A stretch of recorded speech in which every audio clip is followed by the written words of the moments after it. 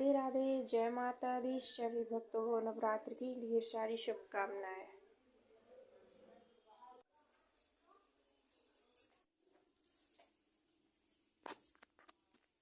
श्री दुर्गा सप्तशती पाठ पंचमो अध्याय। देवताओं द्वारा देवी की स्तुति। चंड मुंड के मुख से अंबिका के स्वरूप की प्रशंसा सुनकर शुंभ का उनके पास दूत भेजना और दूत का निराश लौटना।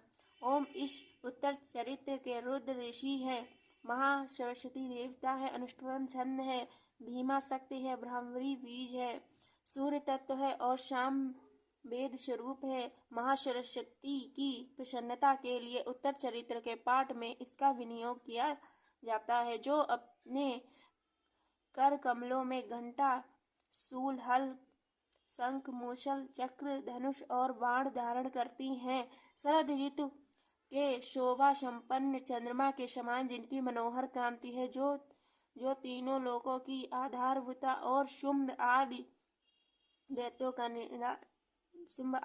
का नाश करने वाली है, तथा गौरी के शरीर से जिनका प्राकट्य हुआ है, उन सरस्वती देवी का मैं निरंतर भजन करता हूँ। ऋषि कहते हैं, पूर्व काल में शुंभ और निशुंभ नाम के असुरों ने अपने बल के घमंड में आकर सचिपति इंद्र के हाथ से तीनों लोगों का राज्य और यज्ञ भाग छीन लिया। वे ही दोनों सूर्य, चंद्रमा, कुबेर, यम और वरुण के अधिकार भी उपयोग करने लगे। वायु और अग्नि का कार्य वे ही करने लगे। उन दोनों ने सब देवताओं को अपमानित, राजभ्रष्ट, पराजित तथा अधिकारहीन करके स्वर्ग से निकाल दिया। उन दोनों महान असुरों से तिरस्कृत देवताओं ने अपराजिता देवी का स्मरण किया और सोचा, जगदम्बा ने हम लोगों को वर दिया था कि आपत्ति काल में स्मरण करने पर मैं तुम्हारी सब आपत्तियों का तत्कालीन नाश कर दूंगी। यह विचार कर देवता गिरिराज हिमालय पर गए और वहां भगवती विष्णु माया की स्तुति करने लगे। देवता बोले, देवी को नमस्कार है, महादेवी शिवा को सर्वदा नमस्कार है, प्रकृति एवं भद्रा को प्रणाम है। हम लोग नियम पूर्वक जगदम्बा को नमस्कार करते हैं, रौद्र को नमस्कार करते हैं, नित्या, गौरी एवं धात्री को बारंबार नमस्कार है, जयो रत्नामयी, चंद्र स्वरूपिणी एवं सुख स्वरूपा देवी को सत सत प्रणाम है। शरणागतों का कल्याण करने वाली बुद्धि एवं सिद्धि रूपे देवी को हम बारंबार नमस्कार करते हैं। नैऋति राजाओं की लक्ष्मी तथा सर्वाणी स्वरूपा आप जगदम्बा को हम बारंबार नमस्कार करते हैं।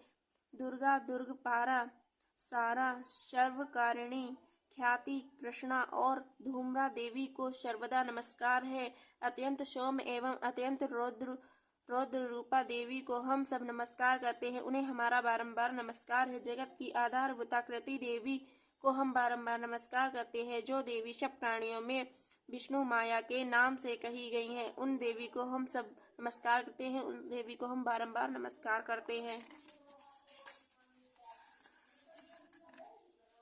जो देवी सब प्राणियों में चेतना कहलाती हैं, उनको नमस्कार है, उनको नमस्कार है, उनको बारंबार नमस्कार है। जो देवी सब प्राणियों में बुद्धि रूप से स्थित है, उनको नमस्कार है, उनको नमस्कार है, उनको बारंबार नमस्कार है। जो देवी सब प्राणियों में निद्रा रूप से स्थित है, उनको नमस्कार है, उनको नमस्कार है, उनको बारंबार नमस्कार है। जो देवी सब प्राणियों में क्षुधा रूप से स्थित है, उनको नमस्कार है, उनको नमस्कार है, उनको बारंबार नमस्कार है। जो देवी सब प्राणियों में छाया रूप से स्थित है, उनको नमस्कार है, उनको नमस्कार है, उनको बारंबार नमस्कार है। जो देवी सब प्राणियों में शक्ति रूप से स्थित है, उनको नमस्कार है, उनको नमस्कार है, उनको बारंबार नमस्कार है। जो देवी सब प्राणियों में तृष्णा रूप से स्थित है, उनको नमस्कार है, उनको नमस्कार है, उनको बारंबार नमस्कार है। जो देवी सब प्राणियों में शांति रूप से स्थित है, उनको नमस्कार है, उनको नमस्कार है, उनको बारंबार नमस्कार है। जो देवी सब प्राणियों में जाति रूप से स्थित है, उनको नमस्कार है, उनको नमस्कार है, उनको बारंबार नमस्कार है। जो देवी सब प्राणियों में लज्जा रूप से स्थित है, उनको नमस्कार है, उनको नमस्कार है, उनको बारंबार नमस्कार है। जो देवी सब प्राणियों में शांति रूप से स्थित है, उनको नमस्कार है, उनको नमस्कार है, उनको बारंबार नमस्कार है। जो देवी सब प्राणियों में श्रद्धा रूप से स्थित है उनको नमस्कार है, उनको नमस्कार है, उनको बारंबार नमस्कार है। जो देवी सब प्राणियों में कांति रूप से स्थित है उनको नमस्कार है, उनको नमस्कार है, उनको बारंबार नमस्कार है। जो देवी सब प्राणियों में लक्ष्मी रूप से स्थित है उनको नमस्कार है, उनको नमस्कार है, उनको बारंबार नमस्कार है।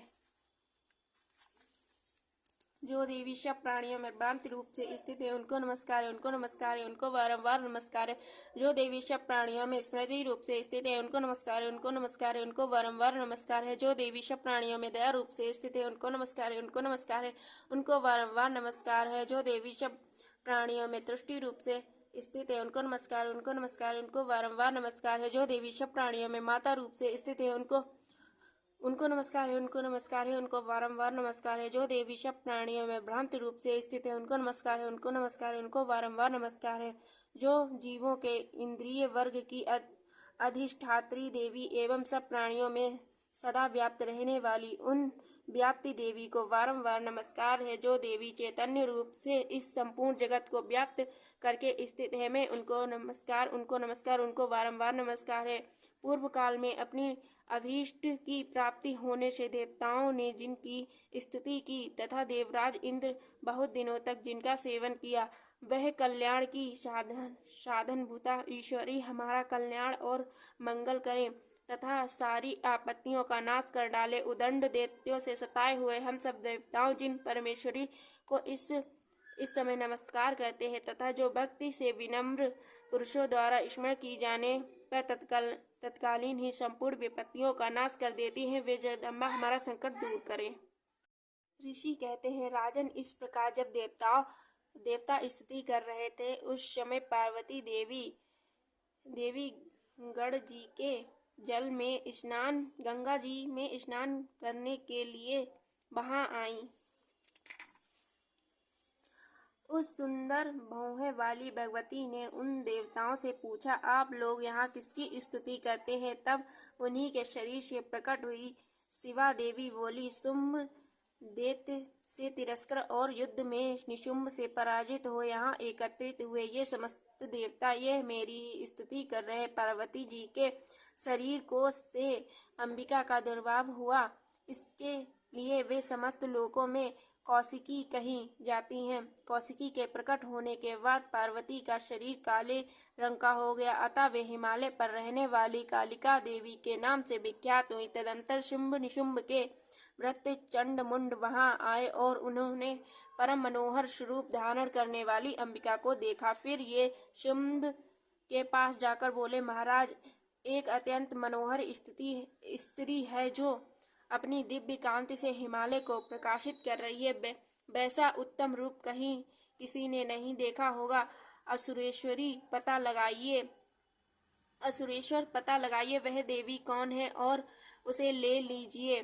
स्त्रियों में वह रत्न है, उसका प्रत्येक अंग बहुत ही सुंदर है एवं वह अपने श्री अंगों के प्रभाव से संपूर्ण दिशाओं में प्रकाश फैला रही है। दैत्यराज, अभी वह हिमालय पर ही मौजूद है, आप उसे देख सकते हैं। प्रभु, तीनों लोकों में मणि, हाथी और घोड़े आदि जितने भी रत्न हैं वे सब इस समय आपके घर में शोभा पाते हैं। हाथियों में रत्नभूत ऐरावत है, यह परिजात का वृक्ष और यह उच्च शोभा घोड़ा, यह सब आपने इंद्र से ले लिया है। हंसों जुटा हुआ यह विमान भी आपके आंगन में शोभा पाता है। यह रत्नभूता अद्भुत विमान जो पहले ब्रह्मा जी के पास था अब आपके यहाँ लाया गया है।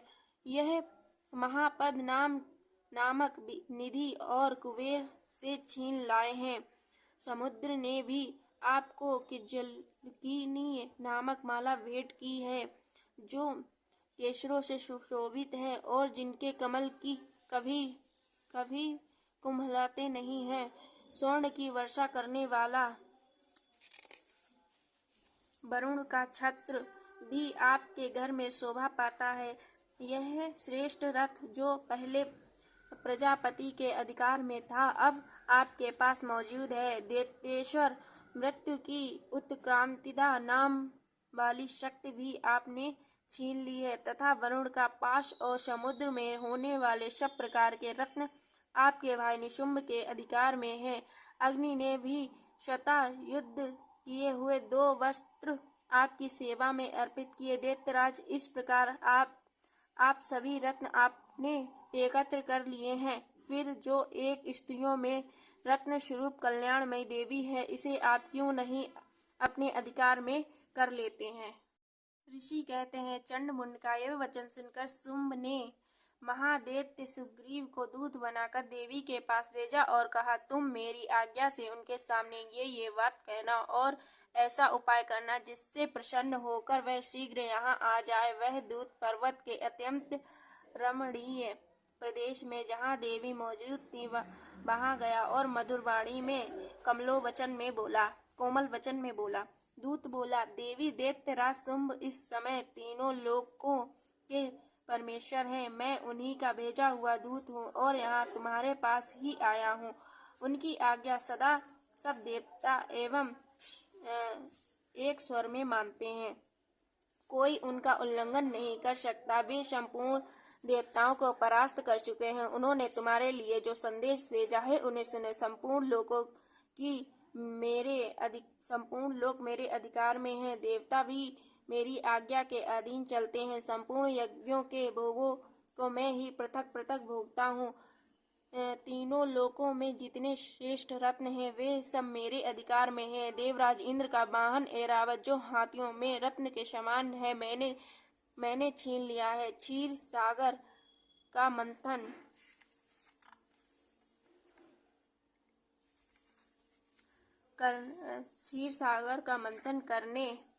करने से जो असुरत्न उच्च शोभा प्रकट हुआ था उसे देवताओं ने मेरे पैरों पड़कर समर्पित किया है। सुंदरी, उनके सिवा और भी जितने रत्नभूत पदार्थ देवताओं, गंधर्वों और नागों के पास थे वे सब अब मेरे पास ही हैं। देवी, हम लोग तुम्हें संसार की स्त्रियों में रत्न मानते हैं। अब तुम हमारे पास आ जाओ, क्योंकि रत्नों का उपभोग करने वाले हम ही हैं।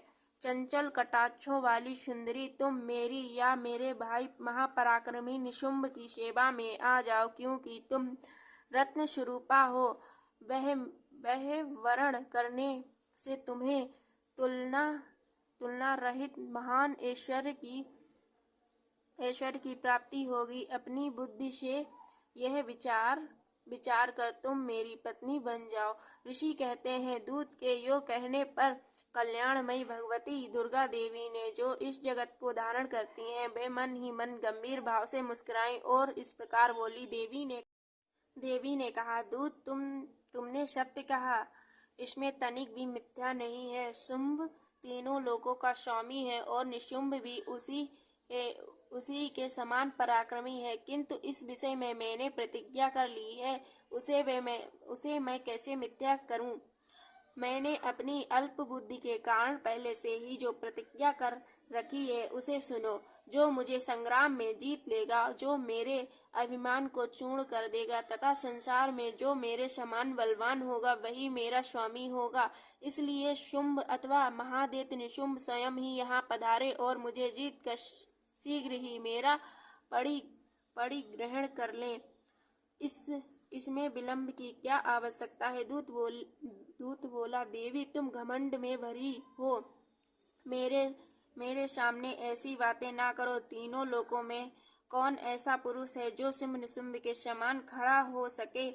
देवी, अन्य देवताओं के समान भी सारे देवता युद्ध में नहीं ठहर सकते। तुम अकेली स्त्री होकर कैसे ठहर सकती हो। जिन शुंभ आदि ने देवताओं के सामने इंद्र आदि सब देवता भी युद्ध में खड़े नहीं हुए, उनके सामने तुम स्त्री होकर कैसे जाओगी। इसलिए तुम मेरे ही कहने से शुंभ निशुंभ के पास चली चलो। ऐसा करने से तुम्हारे गौरव की रक्षा होगी, अन्यथा जब वे केश पकड़कर घसीटेंगे तब तुम्हें अपनी प्रतिष्ठा खोकर जाना पड़ेगा। देवी ने कहा, तुम्हारा कहना ठीक है। शुंभ बलवान है और निशुंभ भी बड़े पराक्रमी है, किंतु क्या करूं, मैंने पहले बिना सोचे समझे प्रतिज्ञा कर ली है। अब अब तुम जाओ, मैंने तुमसे जो कहा है वह सब दैत्यराज से आदर पूर्वक कहना, फिर वे जो उचित जान पड़े करें। इस प्रकार मार्कमांडले पुराण में सर्वाणिक मनवंतर की कथा के अंतर्गत देवी महात्म्य देवी दूत संवाद नामक 5वां अध्याय पूर्ण हुआ। जय माता दी।